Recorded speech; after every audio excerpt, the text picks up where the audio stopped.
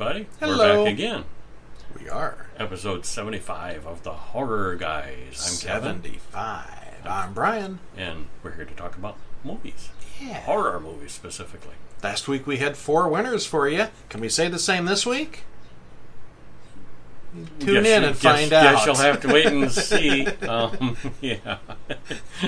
Not an enthusiastic response this time. Well, this week we're going to begin with Frankenstein Must Be Destroyed from 1968.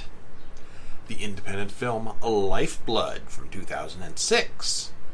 Amityville 3D from 1983. And finally, we watched Dr. Sleep. Boy, we put that off an awful long time. We did. We finally watched it. And that was from 2019. We'll also catch us a short film in a little bit. Mm-hmm. Were they worthwhile? We'll find out. We'll tell you. Spoilers ahead. You have been some warned. Spoilers. Could be. And here we go.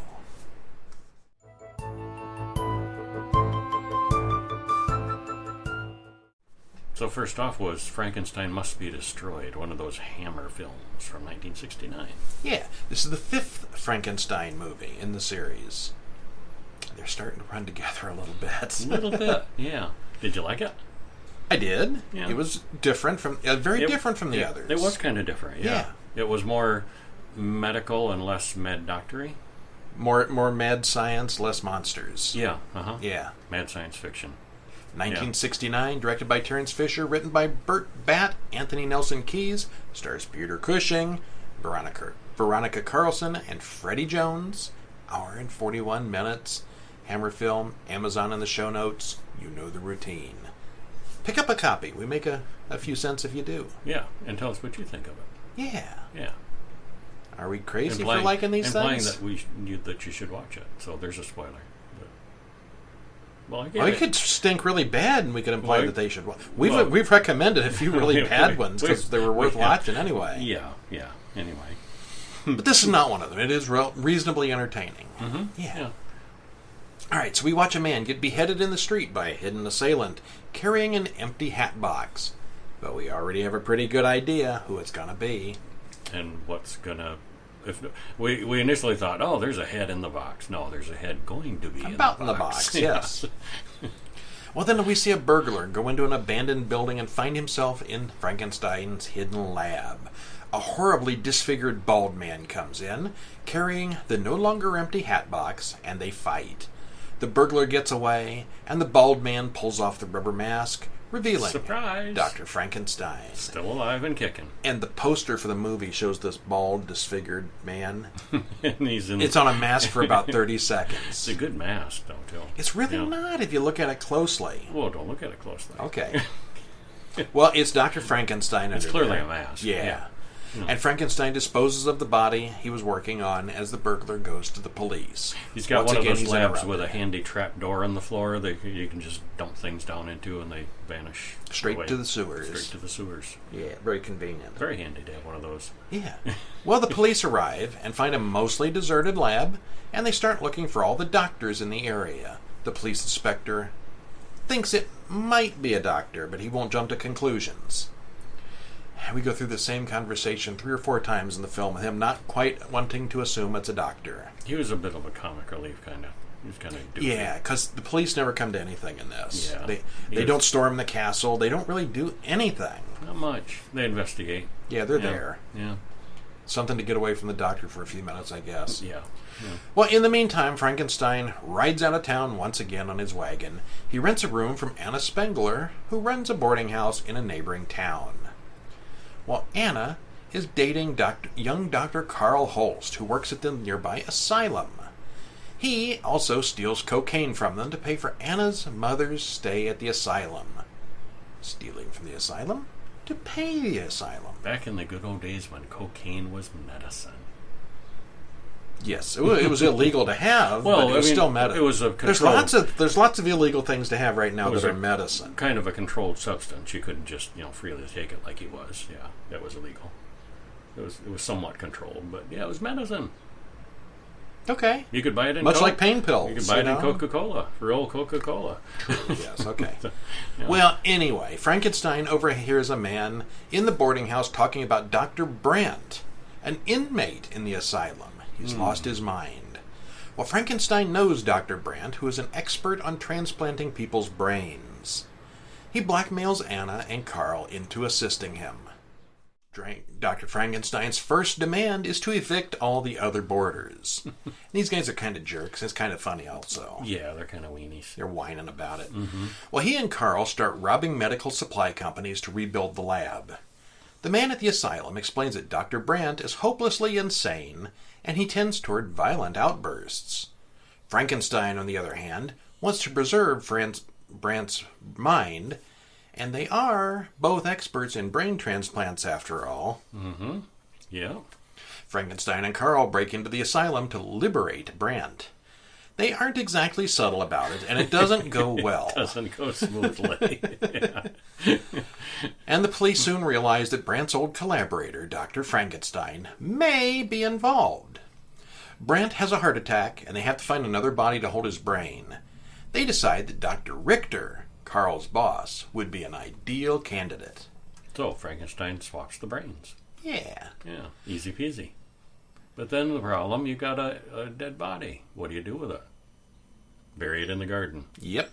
Except, there was a lot of dark, very dark humor in this. Yeah, this was one of the funnier ones. It really was. Uh-huh. The breakout. I think after the fifth film, you can't take it too seriously. Yeah, and then this scene with the water main breaking. Yeah. Right where the body is buried. Well, we haven't even got to the body yet on my side. Okay. So Dr. Richter soon ends up on a table in the lab, prepped for surgery. But before that, however, Frankenstein decides he wants a little more from Anna. Oh, yeah, I forgot that happened and first. He rapes her. It seemed kind of out of the blue. It sure did. And a little bit uncharacteristic of the Frankenstein character. Very much, yes. He's never been interested in women or sex before. He's just interested in his words. Science. Yeah. And the trivia is kind of interesting with Cushing was strongly opposed to doing this. He was kind of the opinion, like, why? But they convinced him to do it. And they wanted it to be a lot more graphic, where he ripped off her top and exposed her breasts. And he insisted on it being toned down. And I guess from he's a classy old British guy. And the two actors, he was more embarrassed about it and felt worse about it than she did from the trivia, from the interviews and so forth. Yeah. The director thought it needed more sexing up. Yeah, I guess so. Which is strange, because none of the others had much of that. Yeah. But there is a somewhat explicit, for 1969, rape scene in there. It's a definite rape. Yeah. So they plan to wake up Brandt in 2 days, and then everything will all be over for all of them. Like they're going to go out for chop suey, like the guy last week. Yeah, all better. Well, a water main bursts, and Anna sees a dead man's arm flop out from the hole in the water. In the water stream. And this is where they hid Dr. Brandt's dead body. So then she's got, like, the worst day ever. Yeah, it's pouring rain, too, in addition to the water main, and she's... frantically soaking wet, digging up dead bodies in the garden. Because a lady has said, I'll run to get the water commission, and so she's on so Anna's frantically, got a minute or two, frantically trying to haul the body up, and she's sopping wet and filthy. You've had a bad day when? Yeah. It's gross and horrible, but yet kind of funny. Very, yeah. So Mrs. Brandt comes to see Dr. Frankenstein, and he ends up explaining everything to her, telling her the actual, complete truth. Mm-hmm. And the second she leaves, he turns around and says, "Pack it up, we're leaving." Yeah. And they're off their way out of town. They start getting set up in their new lair when Brandt wakes up in Richter's body. He's all alone in the room and does not take the surprise well when he sees himself in the mirror. Anna stabs Brandt while Frankenstein and Carl fight in the barn. Frankenstein stabs Anna. Brandt patches him up and escapes. He goes home to his wife, and that goes about as well as can be expected, since he doesn't look like himself anymore. But he does convince her. Sorta. Yeah, sorta. Yeah. Does he convince her? I think so. Does he just sort of keep her prisoner? No, because she was talking to him when he was barely conscious, right after the procedure. She sort of believes. And yeah, and he repeats what the question she asked about her hair color, and he told her what she said, and so I think she mostly believes him. Okay. Yeah. Well, Brandt knows that Frankenstein will be coming for him, so he soaks the house in gasoline and gets a gun. There's got to be better ways to get revenge. You'd think. Not in a Hammer film. No. Frankenstein comes in, they fight, and the house burns down. A classic Hammer ending with He starts a to building escape, going up in flames. but Brandt grabs him and drags him kicking and screaming back into the burning house. So, The end. it's the end of Frankenstein. We'll never see him again. I don't know how many more of these there are. It might be getting close. I don't know. Well, most of the trivia I read on this involved the notorious rape scene, which, well, nothing special compared to modern films, was pretty explicit for a Hammer film. It does, like you said, seem very out of place for a Peter Cushing Frankenstein, and does not fit in with the character much at all either. He's never wanted anything like that before. It just seemed really kind of unnecessary here, and maybe they just didn't think Frankenstein seemed evil enough up to that point. Let's evil him up. So I mean, realistically, he was trying to. He did take the one live guy and take his brain. Lopped the guy's head off. So, that's Only one of the brain donors was willing. Yeah, one was not. Well, neither one really were willing. But Yeah. one guy probably could have been talked into it. Yeah. Well, that first brain gets ruined too. Isn't it the one that gets dropped on the floor? No, I'm mixing that up with Doctor Who. I'm mixing that up with the brain of Morpheus with Doctor Who that we were watching too. Too many With the brain transplants brain this getting week. dropped on the floor and ruined. That wasn't this. That wasn't this. No. Different brain transplant. Yeah. There's been so many this week. Okay, so there's no building of bodies or cadavers in this one. It's all about brain transplants, which seems like a natural progression for the Doctor. It's a complex story with lots of things going on, and it's this complexity that makes it interesting. There's not a huge number of deaths and no real monster other than the Doctor himself. Still, a lot of this plot revolves around the lack of communication, which is always a weakness. If Frankenstein had simply been there when Brandt/Richter woke up, they'd have had a simple conversation about what had happened, and most of this would have been avoided. Yeah. Hey, you had a heart attack when we rescued you. We helped you, but there's some bad news. Yeah. Here's a mirror. You're not in your own body anymore. The guy was all about the brain transfer. He would have been okay with it, most likely. Mm-hmm. Yeah.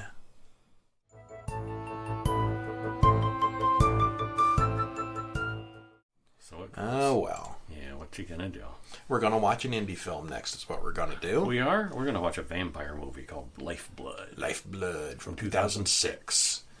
And you can't even get this movie on itself, so the Amazon link that we're going to link to sends you to an anthology of 50 films. Tomb of Terrors is the collection that it's in. So for like $20, you get 50 films. But what a deal that would be. What a deal that would be if these movies were good.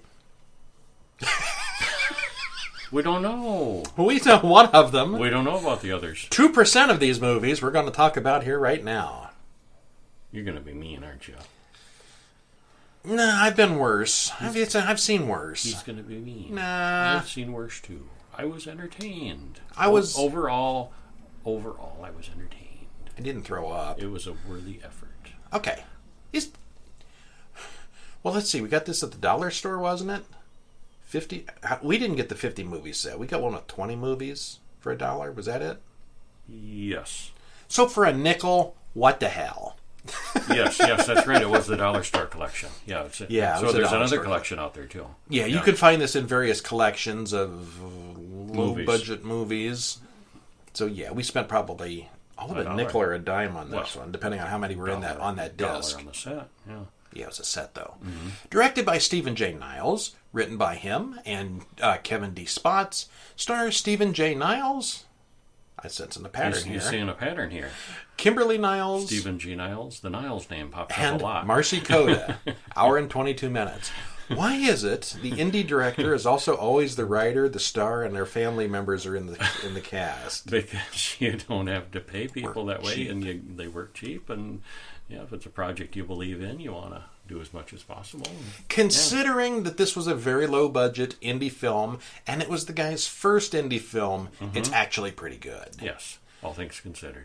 It is easily the weakest film we saw this week, But considering it's the first Well, one this guy did, it's way better than a lot of indie considering films. we're holding it up against big budget, huge budget. Hammer and Yeah, Stephen huge King, budget. yeah. Hollywood movies, yeah.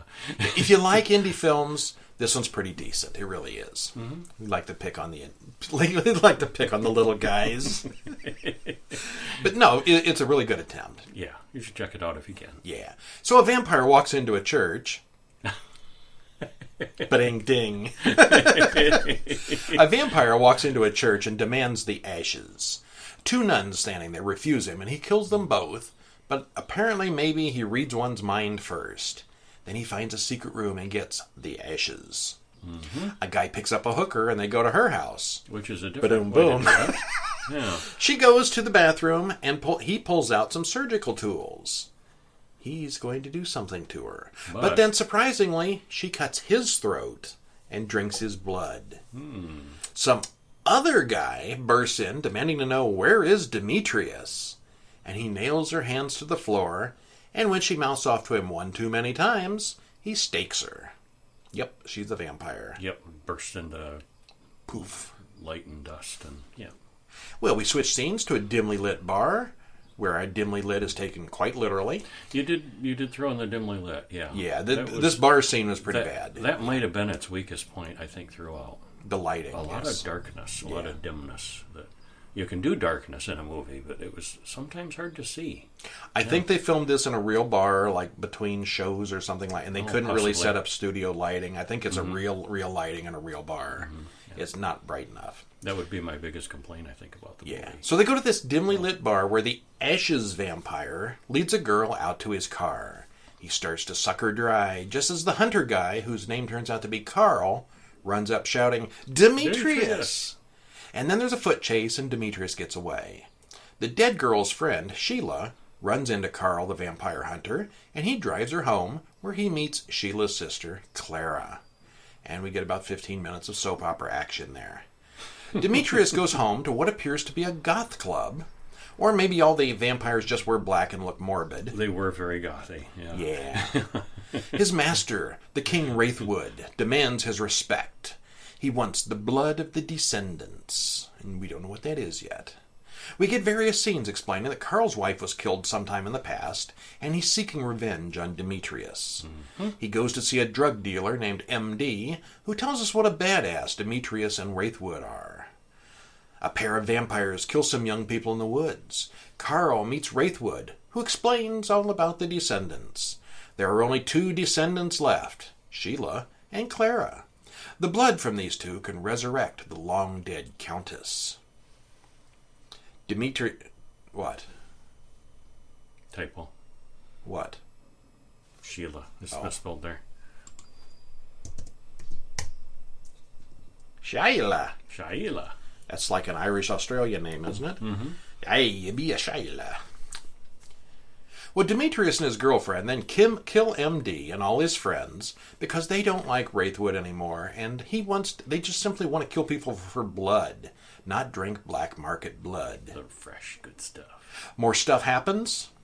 Mm-hmm. That just covers about an hour there. And eventually Demetrius has Carl... Stuff happens. Yeah. And eventually Demetrius gets Carl tied up in his lair, while Wraithwood has the blood and the ashes. How will it all end? The white-clad Countess makes short work of the goth club vampires, while nerdy little Carl overpowers Demetrius and kills him. Spoiler. Yeah, we said that. There'd be spoilers. Spoiled that one, didn't you? Yeah, well, I spoiled. I saved time. Thank me later. Well, this one's a little hard to evaluate. If this was a first-time indie filmmaker, and it was, then this is a really pretty good for a low-budget indie film. The lighting has issues, but it's nowhere near as bad as that one Game of Thrones episode, and you know which one I mean. You can tell what's going on, so I guess I give it a pass on that. On the other hand, the lighting, the acting, and dialogue are fairly awful. The story and the soundtrack are actually pretty good for an indie film. I liked the soundtrack. Yes. Yes. These vampires mostly don't have fangs. They all use knives to cut their victims' throats to get to the blood. We don't see them doing anything supernatural at no point. No special speed or strength is ever seen. Wraithwood has fangs, but then he also has an accent that he bought from the Renaissance Fair, so he may be special. Wraithwood, the special vampire, he hath fanged. Wow. And a Renaissance accent. Apparently so. You ever been to the Renaissance Fair? Yeah, he's like the ship captain or something. Mm-hmm.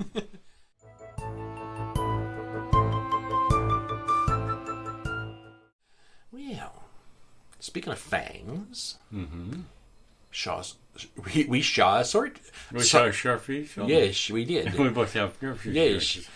We saw a short film called Snakeskin this week, and this is just released this past week, so it's new. This year, yeah. Directed by Wesley Clapp, written by Sidney Barbara and Wesley Clapp, stars Sidney Emanuel, Bernice Amelia Cross, and Elizabeth Hartnett. 18 minutes. None of the stars, none of the writers, and none of the directors seem to be interrelated. So, take that how you want. I don't know what that means.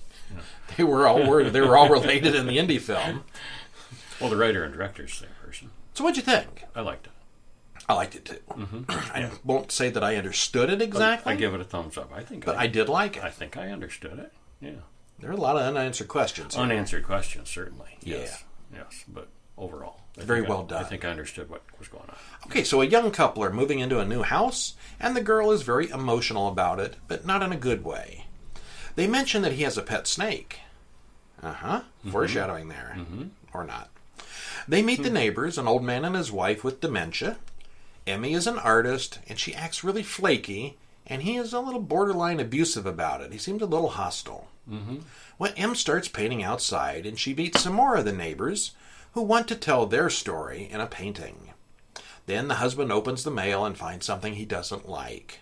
He angrily goes off in search of Em, and he winds up at the neighbor's house too. And they are a weird group, and let's leave it at that. They dress in white. Yeah, he finds her in the basement, and it's not at all what he expected to find. That's all we're going to say about that. Yeah, it is. Yeah. You should watch this. It's 18 minutes, so it's a little bit long, but it's good. It's worth it. Yeah. Well acted, well scripted, and there's no fluff or filler here. It starts out all emotional and melodramatic, but as the story progresses, things just get weirder and weirder. I'm not sure I completely understand the ending, unless the point of the film is some problems just take care of themselves. Still, it's really well done. Yes, it is. And that wasn't even a spoiler. Check it out. It's on Vimeo, is it? For everybody? We saw it on Vimeo, but... We had the password. I think maybe this is one of those indie film festival kind of things. Oh, so it's not out there for public consumption yet. Watch for it. I don't know what the schedule is on it. It's coming, and it's good. We were asked to put in a word for it, and we did, and we give it a thumbs up. 2 words for it. Yeah, thumbs up.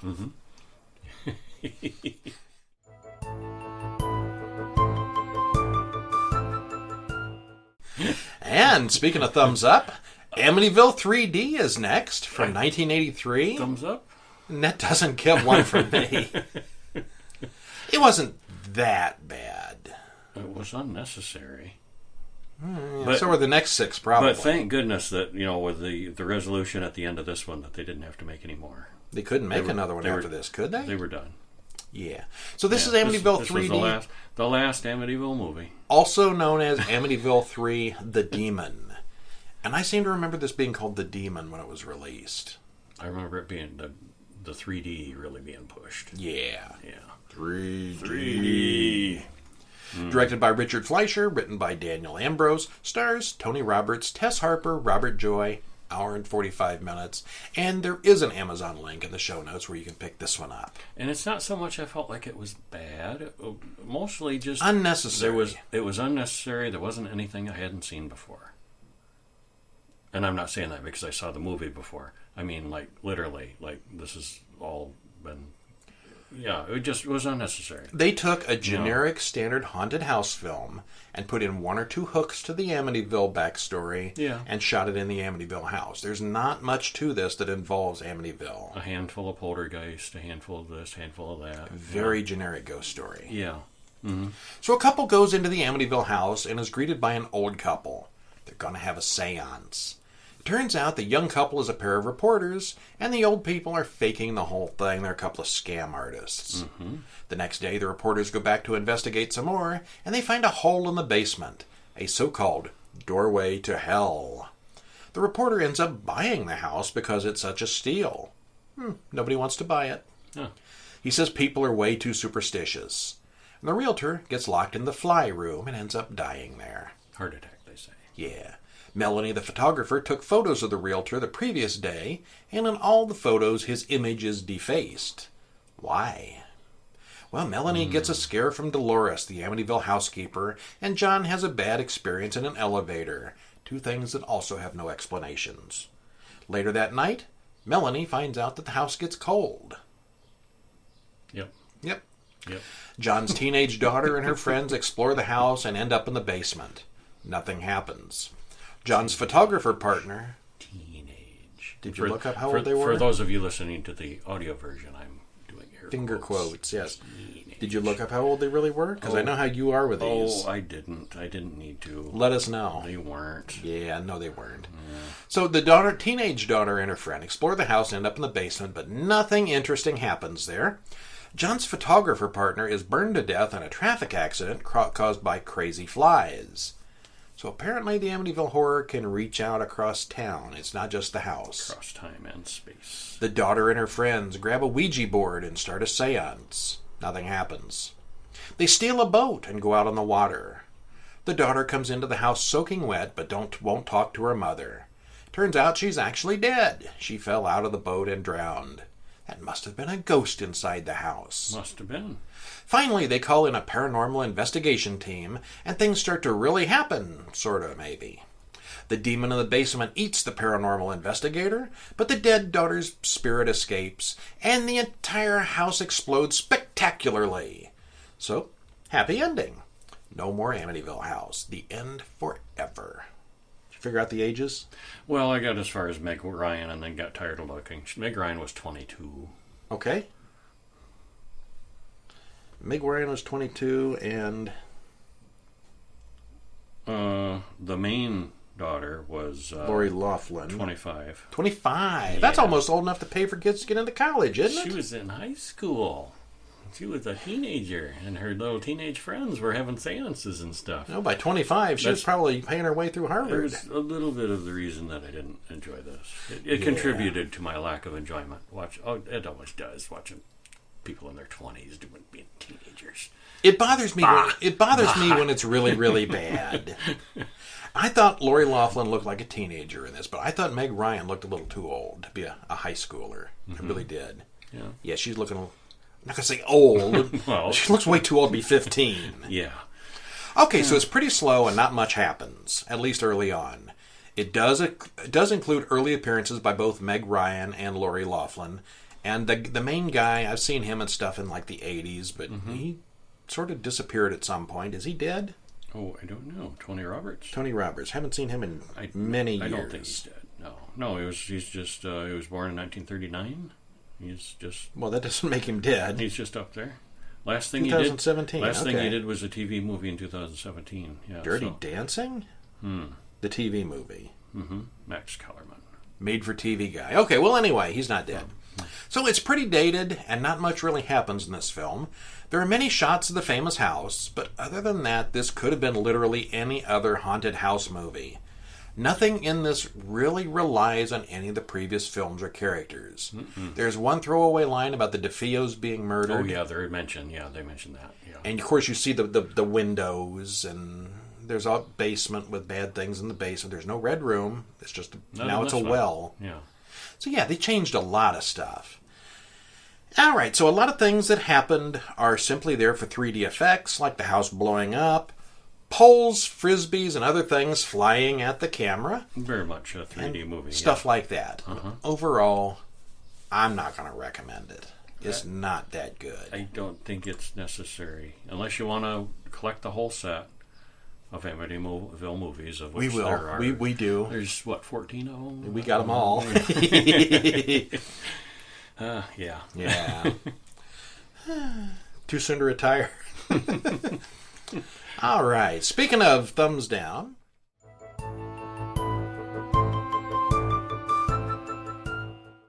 We put off Dr. Sleep for about a month because all the reviews said it was so A terrible. lot of reviews really ripped it. Yeah. I liked it. I liked it too, darn it. Darn it! Well, gosh darn it. I was Gotta be contrary. Gosh darn it, I was entertained. Yeah, it was way better than I expected. Yeah, I was expecting not to enjoy it that much, and I really did. I hated it. I really did hate The it. remake of it, yes. It was boring. It was long. It was dull. was not a good remake. It wasn't improved. No. And then I heard Dr. Sleep was 2.5 hours, and I'm like, oh, I've given Stephen King enough time this year. No. But it was good. It was good. You should watch it. Yeah. Directed by Mike Flanagan, written by Stephen King and Mike Flanagan, stars Ewan McGregor, Rebecca Ferguson, Kylie Curran, 2 hours and 32 minutes, and it's worth watching. Mm-hmm. Yeah. Didn't seem long. Yeah. Yeah. I'm not a super big fan of The Shining. I mean, I've seen the Jack Nicholson one. I've seen the Steven Weber? Mm-hmm. The Steven Weber one a couple of times. It's fine, but it's not it's not my favorite Stephen King. It's very good. Yeah. Really. Yeah. So different ending than the book too. I did not read Dr. Sleep. Did you? I didn't. No. Okay, so Or The Shining. I haven't read Doctor Sleep. No. So I don't know how that compares to the movie. it's been a long time. I can't remember if I've read The Shining or I've just seen the movie so many times. I don't remember now. I've definitely not read Dr. Sleep. Well, and see, I got a little bit confused in between the ending of The Shining and the movie and the book, because that plays into this. Because Halloran dies in the movie. Mm-hmm. He doesn't die in the book. He's the hero of the book. He helps him get out, and the hotel blows up at the end of the book. Hotel is fine at the end of the movie, and I got those mixed up. So I was a little confused at first. When Halloran dies and the hotel lives. When Halloran showed up, I thought it was really him, and then I thought, no, he'd be like ancient, and like, no, that's always a ghost. Because this is the movie. Yeah, okay. Okay. Yeah. Anyway. So we begin in 1980 in Florida. A little girl named Violet meets a woman called Rose the Hat and her creepy friends. They converge all around her, and the scene fades to black. Something bad happens, and credit rolls. Yeah. So when we get back, we get some flashbacks to The Shining, where little Danny sees something creepy in the bathroom. Danny later has a long conversation with Halloran, the bald groundskeeper, and they talk about The Shining some more. And if you remember, Halloran died in the first movie, so this is obviously a ghost. We then fast forward to 2011, where Danny is now Ewan McGregor's age. Danny is an addict who sleeps under a bridge, but travels a lot because he still sees dead people. He gets a job working for Billy, who sets him up with a really nice apartment. Yeah, that is For somebody who's cool broke apartment. and down on their luck, he's got a pretty nice place. Well, Billy saw potential in him. So, Yeah, no. it's his little shining skill. Mm-hmm. Yeah. Well, he still sees dead people all the time, and he gets a job as an orderly for a doctor, and he sort of sees people off as they die at the hospital. And an old dying patient calls Danny Dr. Sleep. That's where that comes from. Yeah, and he finds a way to like tap into their happiest memories as they're dying, and Yeah. it is kind of sweet what he does. Yeah. Yeah. Rose the Hat watches a 15-year-old girl named Snakebite Andy lure a man into a movie theater and then put him to sleep. And that 1980 flashback was necessary because Rose the Hat and her friends are the same age, even though it's decades later. Well, no, this is still in 1980. No. Yeah. No. Yeah. No. Yeah. Snakebite Andy's like 40 by the time of the movie. Really? Yeah. I completely missed that. Time Are you passed. sure? Yes, because we haven't even got to the little girl named Abra yet. Yeah, this was all when Abra was just a very little girl at her birthday party. No, well, this was some years later. No, Okay. no, this is all in 2011 at this point. We haven't jumped ahead yet. But it was only 10 years. Okay. Okay, yes, I see what... Oh, yes, I know what you're doing. Yeah, okay. In Anyway, they 2011, haven't- he gets a job as as in the hospital. And this is In 2001, approximately. What did I just say? Okay. 2011. Is 2011. where the modern day, yes. But the Rose... Modern day is modern day 2019. We got 3 time periods.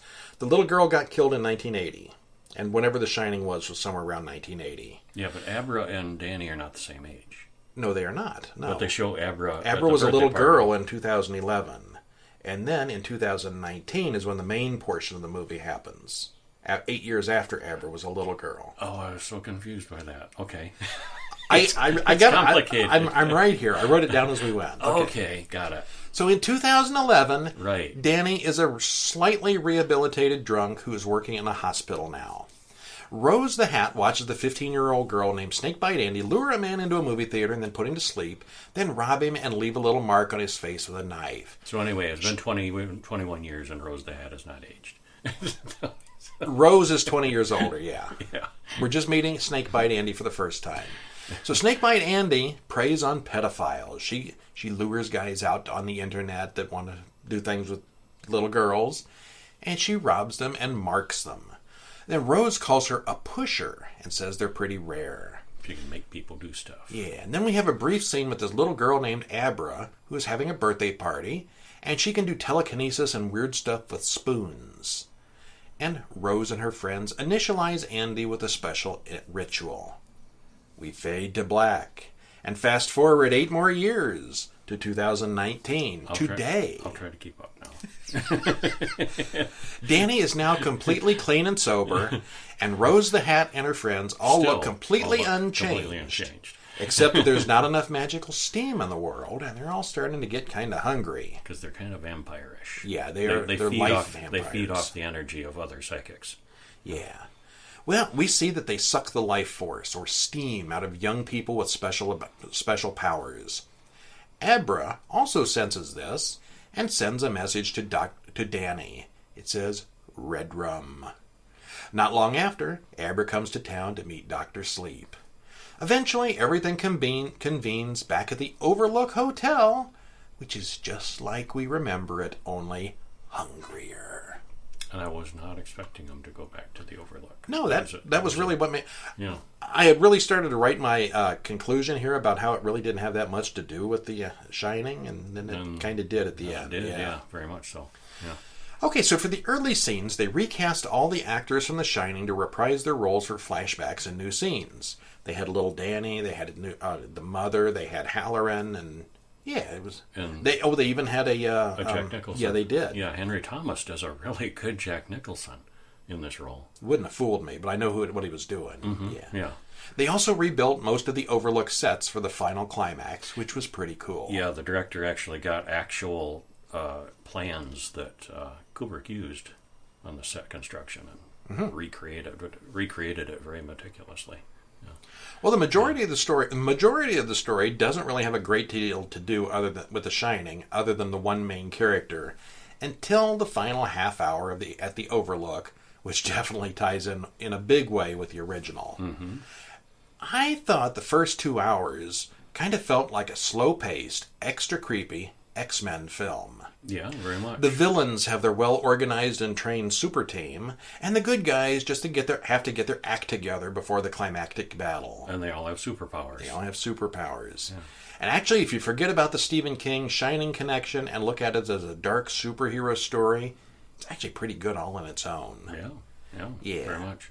So, and I think that's why I liked it. It's not all supernatural. It was more of a superhero film. Mm-hmm. There's still gore and death and ghosts, but yeah. It's like a good superhero film. Superhero. Yeah. Okay, so this got pretty awful reviews when it came out, and Stephen King overall has a pretty rotten record with films. This was actually pretty good. I liked it. Liked it more than I thought I would, and a lot more than the wheel-spinning drivel than It was a few months later. Man, It was so bad. It was not good. Yeah. Yeah. Long and boring. It Chapter 2 was worse than It Chapter 1. Whatever It Chapter 1 had, It Chapter 2 spent it all. Yeah. Yeah. But anyway, Dr. Sleep. Dragged it kicking and screaming into the sewers. Check out Dr. Sleep. You should. Dr. Sleep will not put you to sleep. Yeah.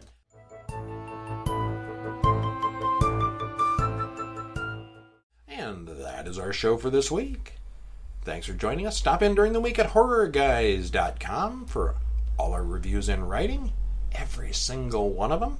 Mm-hmm. Get ready for next week, where we'll be watching some more classics and modern films. We've got an interesting selection going on here. We have M from 1931. Peter Lorre. I think it may have been his first film. Never saw that. Neither have I. I have a graphic novel version of it, but I never saw the movie. Which came out first? The movie. Okay. So yeah, it's considered a classic. I've never seen it. I have not seen it.